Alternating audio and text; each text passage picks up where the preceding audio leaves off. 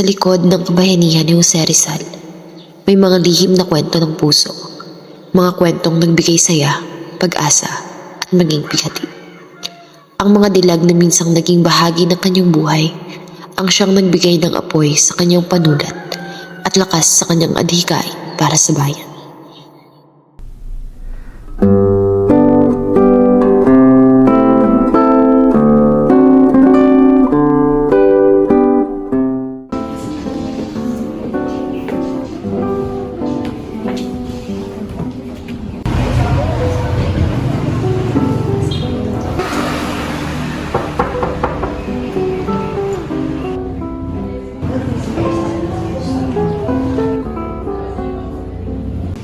Oh, Pepe, mukhang dito ka na tumira ah. Hindi ka pa ba nananawa sa Concordia? Hindi naman sa ganoon. Ngunit, parang hirap na magsawa sa lugar na may ganitong kagandang tanawin.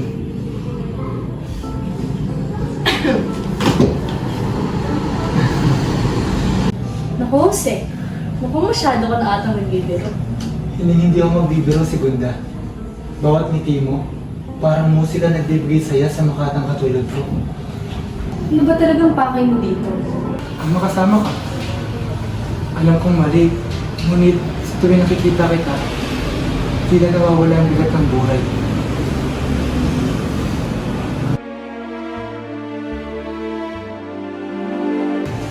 Segunda, anak. Huwag mo sayangin ang pagkakataon na tulungan ang iyong pamilya. Nararapat ka sa buhay ni Manuel. Jose, magaganda ang yung mga sinabi, ngunit alam natin na hindi ito maaari. Nakatakda na ako ikasal kay Manuel Luz. Hindi mo ba maaaring baguhin yun? Segunda, hindi mo ba naririnig ang nararamdaman ko para sa iyo? Ngunit Jose, hindi ko kayang sawayin ang kagustuhan ng aming pamilya.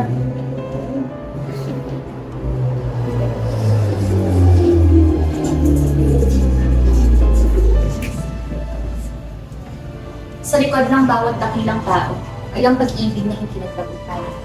Kasi doon nakatibak ang unang pag-ibig ni Rizal. Ngunit, siya rin ang naging unang sugat ng malayo sa kanya.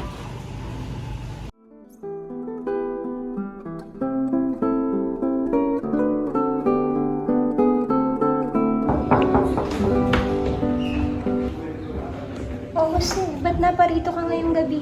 Halika muna at maupo tayo saglit.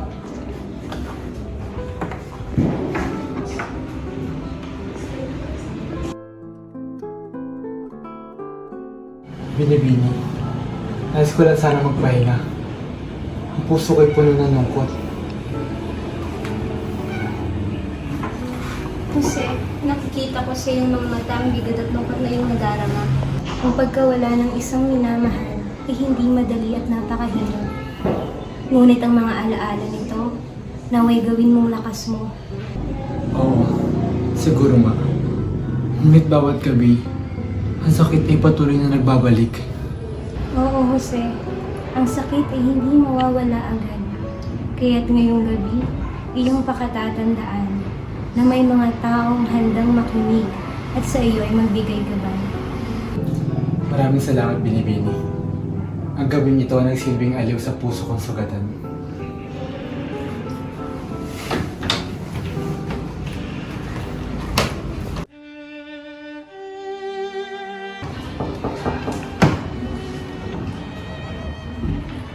Jose, muli kang napadaan.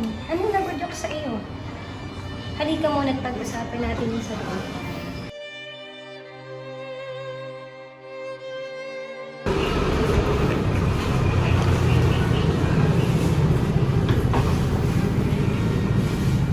Binibini, nais ko muli makipag-usap sa iyo. Ang sakit ng dulot ng pagkawala ay hindi pa rin nawawala. Ngunit ngayon, ang aking bawat hakbang ay tila nawawala na sa direksyon. Ngunit Jose, hindi mo kailangan mapag-isa sa pagdadalamhating nararamdaman mo ngayon. Ang iyong misyon ay mas mahalaga kaysa sa nararamdaman mo.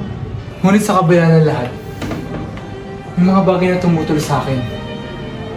Pati na rin ang aking ama. Hindi ko kaya na ba ng kanyang mga desisyon? Jose, anong ibig mong sabihin? Nang iyong ama ay may mga sariling prinsipyo. At hindi ito nangangahulugang hindi mo kayang magtakda ng sarili mong landas. Alam ko, Binibini.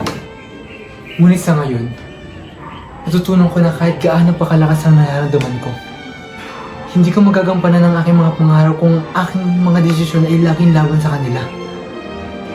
Sana'y maging maligaya ka Jose sa mga pinili mong landas. Ang mga gabing ito ay magpapaalaala sa akin na kailanman hindi ko malilimutan ang mga sandaling ito.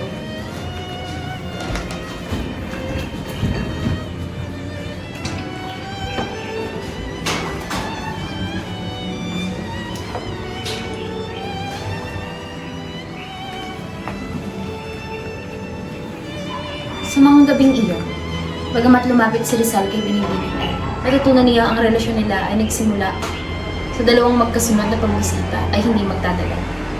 Sa kabila ng sakit ng puso, si Ay muling nagbalik sa mga desisyong ginawa ng kanyang ama. Ang gabing iyon ay nagbigay ng mga aral, ngunit sa pagtatapos, sa pagsubok ay hindi pa natatapos.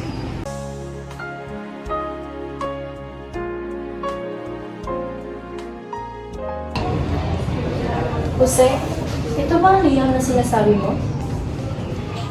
Bakit tila walang nakasulat dito? Oram, itapat mo ito sa liwanag ng lampara. Hindi lahat ng sulat na nakikita sa unang tingin, tulad ng damdamin nakatago.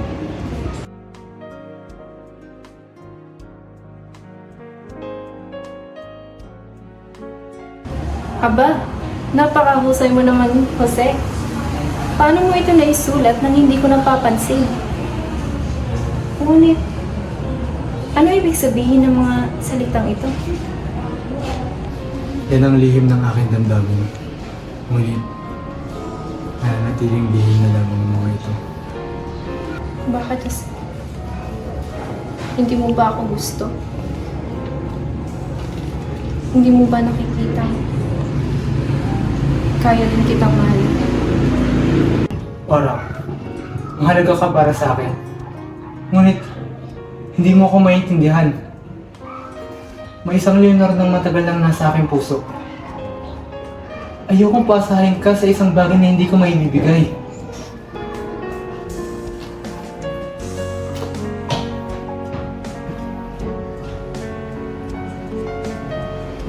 Si Oram, ang nagbigay ng saya at pag-unawa kay Rizal, ay nanatili na lamang isang matalik na kaibigan sa kanyang pan. Sa kabila ng lahat, naging tapat ang puso ni Rizal sa kanyang musang si Leonor Rivera. Ang pagtanggi at hindi niya pagpili kay Oram ay ang pagpili niya sa kanyang tibok ng puso at ang kapalaran.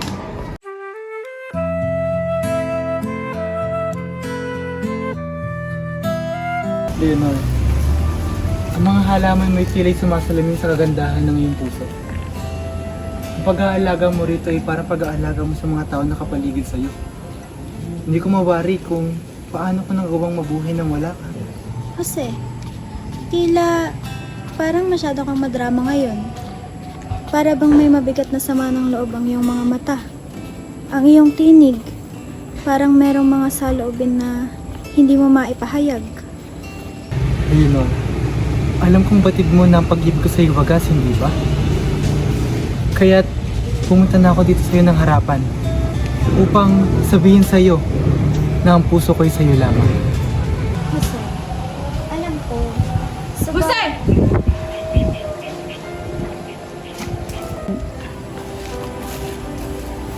Hindi ka na dapat bumalik dito. Hindi namin kailangan ng pilibustero sa aming pamilya. Ang iyong mga layunin na hindi angkop sa aming mga pinahalagan. Nay! Bakit niyo ito sinasabi? Mahal ko si Jose. Hindi ko kayang pigilan na nararamdaman ko.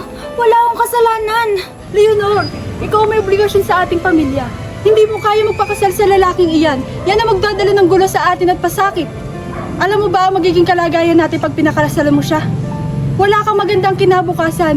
Wala din siyang siguradong kinabukasan.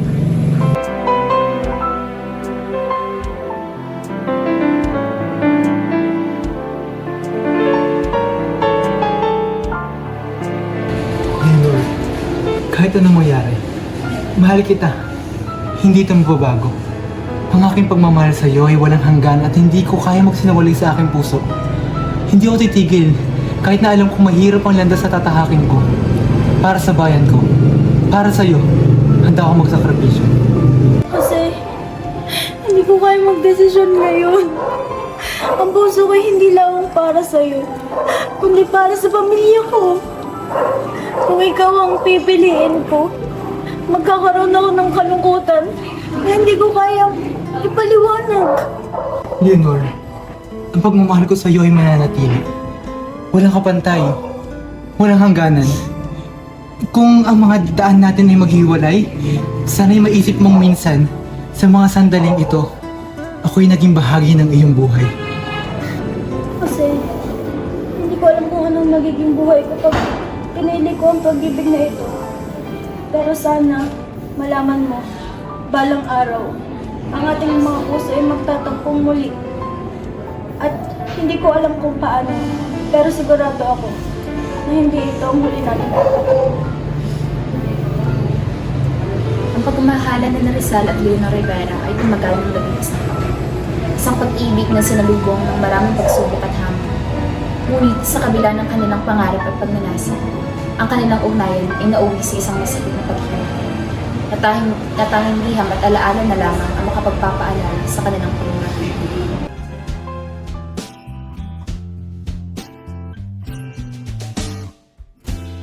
Kasi mukhang malalim ang iniisip mo ngayong gabi.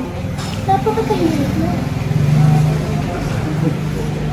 Hirap ako magsalita, lalo na kapag ang musikang katulad mo ay parang isang kwentong ang hirap katulad. Jose, hindi mo ba alam na musika ang dahilan ng iyong pananahimik? Hindi ba?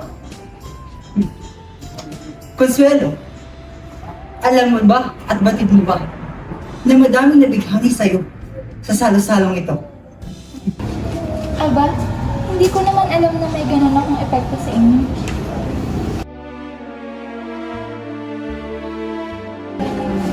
Consuelo, minsan mas madaling isulat ang nararamdaman kaysa sabihin ito.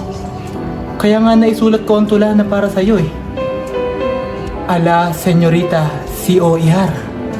Tula para sa akin. Bakit hindi mo ito binanggit sa akin kanina?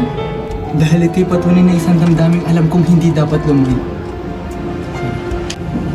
Jose, ikaw ay isang kakaibang lalaki.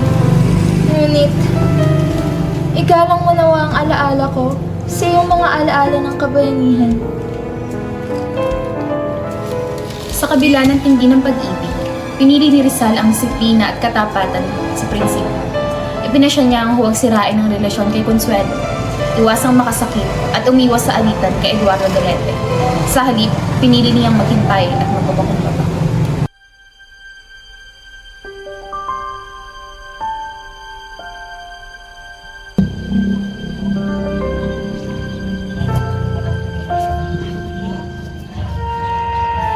Kasi sa tuwing kasama kita, parang mas nagiging maliwanag ang mundo. Sana manatili ka dito sa Japan.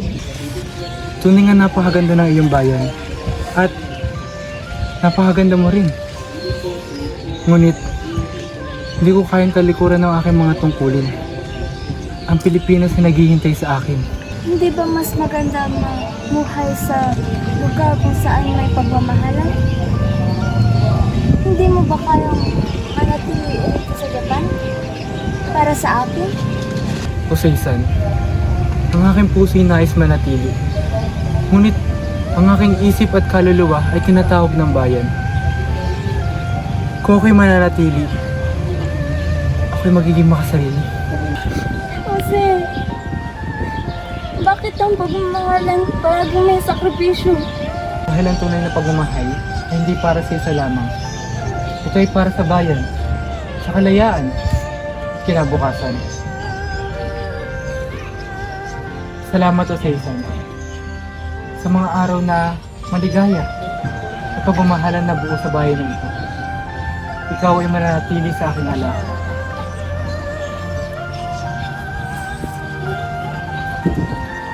Naghiwalay si Rizal at Oseisan ng may bigat na puso. Sa kabila ng kanilang malalim na pagmamahalan, mas nanaig kay Rizal ang pagnanasa niyang makamit ang kanyang misyon para sa bayan.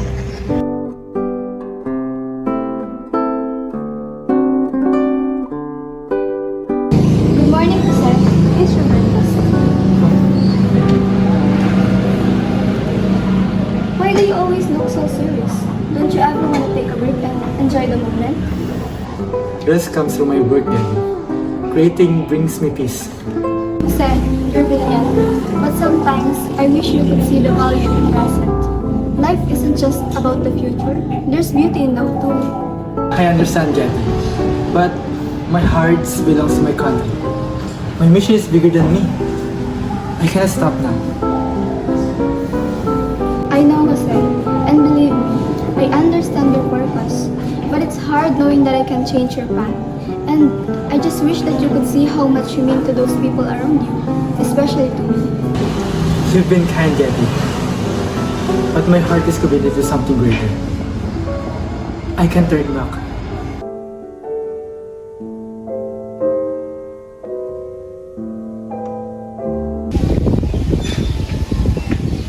Nelly, hindi ako makakapayag na ang aking magiging manugang ay si Jose. Ngunit ina, si Jose ay aking lubos na iniibig. Siya lamang ang gusto kong pakasalan. Ngunit anak, ito rin ay para sa iyong kapakanan.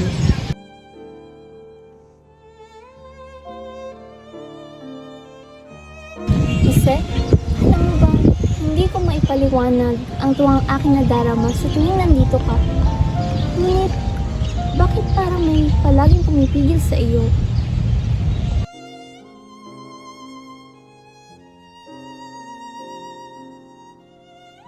Nelly, isa ka sa kakaunting tao nagbigay pahalaga sa aking pagmamahal.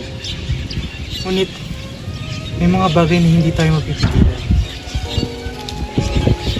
Ang ating pananampalataya ang naghahadlang sa ating relasyon. Kailangan bang maging hadlang ang relihiyon sa ating pagmamahalan? Jose, hindi mo ba kayang magbago para sa akin? Maaari bang ikaw ay maging isang protestante upang matuloy ang ating pagpapakasal? Nelly, ang pagbabago ay dapat nagagaling sa puso. Kung iti pipilitin natin, hindi ito magiging totoo. Mahal kita. Ngunit ang aking prinsipyo at misyon na hindi ko kayang talikuran. Ang aking pagiging katoliko ay hindi ko kayang iwaksi. Mananatiling malapit sa puso ni Rizal si Nelly. Ngunit, ang pagkakaiba nila ng relihiyon at pananaw ang naging sanhi upang hindi matuloy ang kanilang pag-iibigan.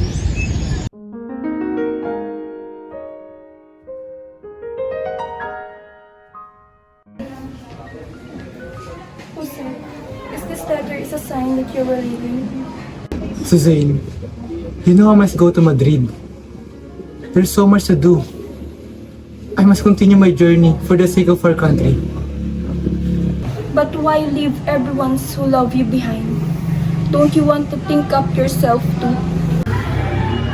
I wish I could, but I can't turn my back on my people.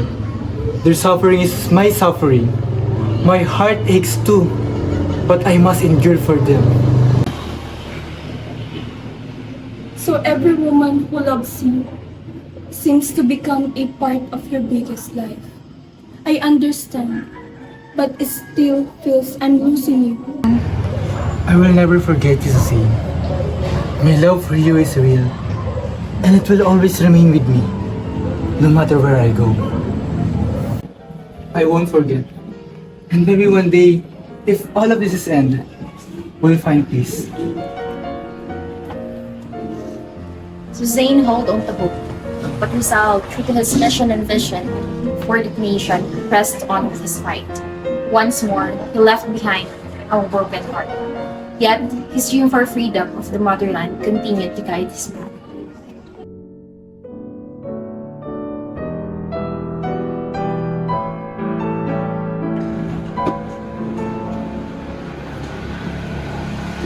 Ang dapitan ay tahimik at puno ng natural na kagandahan. Hindi ko inaasahan, ganito ang aking magiging unang pagbisita. Oo, Josephine. Napakaganda ng lugar na ito. Maririnig mo lamang ang huni ng mga ibon at ang humahaplos na hangin sa mga dahon. Ngunit hindi ko na kayang maghintay pa. Kailangan ko nang magpagamot kay Dr. Rizal. Siya ang napakagaling na doktor na kilala ko po.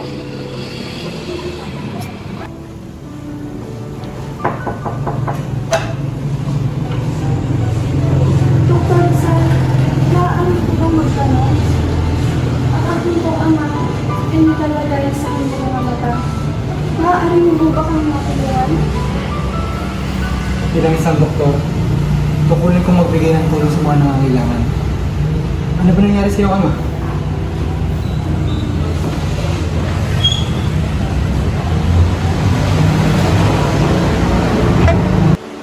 Ang aking ama ay nangangailangan na mabilis ang pangangalaga. Kaya kami napagpad sa dito mula sa ibang bayan. Dahil kailangan namin ng tulong. At ngayon, natagpuan namin ang inaasahan namin tulong. Ang buhay natin ay puno ng hindi inaasahang pangailangan. At tulad ng iyong pagdating dito sa Dapitan, narito ako upang maglingkod sa bayan at magpagaling sa mga may sakit. Ngunit, minsan, ang mga bagay na hindi inaasahan ay nagdudulot ng bago pag-asa. Dr. Rizal, salamat po. Hindi ko inaasahang makakatagpo kami ng tulong sa ganitong pagkakataon. Hindi ko alam kung paano susuklian ang aking makabuting ng buwan. Ilang naman. Sabi kayo.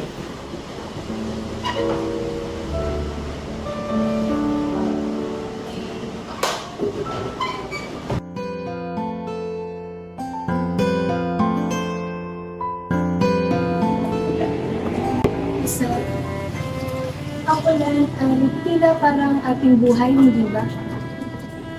Minsan magulo, minsan tahimik, pero patuloy na sumusulong. Josephine, kung sana ang buhay natin ay laging ganito. Limit, pag-ibig, at walang aalalahan. Ngunit sa kabila ng lahat, may mga bagay na kailangan gawin. Ang Pilipinas ay patuloy na nag-aalab at ang misyon ko ay magpapatuloy.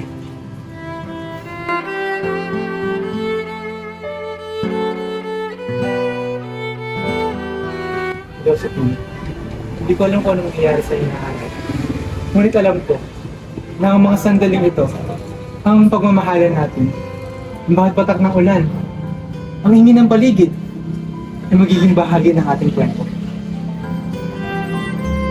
Sa mga simpleng sandali ng kaligayahan, nagkakaroon sila ng pagkakataon upang mahalin ang isa't isa ng buong buo. Bagamat alam nila ang mga pagsubok na darating, pinagriwang nila ang mga sandali ng pag-ibig na puno ng pag-asa at pagmahal sa isa't isa.